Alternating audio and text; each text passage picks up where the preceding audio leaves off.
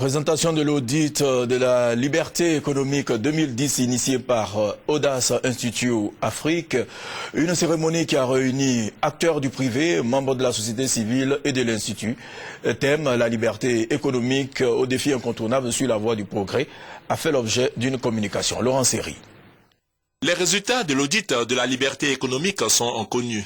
La position de l'État de Côte d'Ivoire selon la moyenne mondiale et l'analyse qui en découle sont à la disposition des pouvoirs publics, du secteur privé et de la société civile.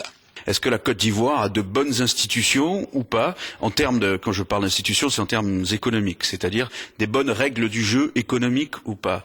Et pour qui? Pour les entrepreneurs. C'est eux qui font la croissance, c'est eux qui font le développement. C'est vraiment le potentiel entrepreneurial du pays qui peut être soit étouffé par des mauvaises institutions, soit au contraire épanoui par des bonnes institutions.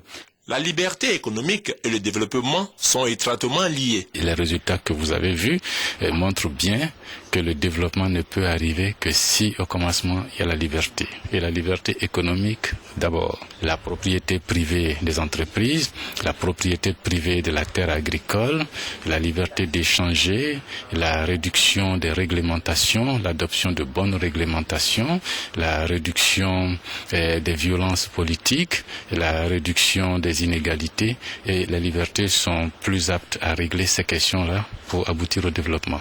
Liberté économique en Côte d'Ivoire, un défi incontournable, a fait l'objet de plusieurs communications données par les responsables de l'Institut Fraser Canada, de Audace Institute Afrique et de la Fondation Atlas pour la recherche économique.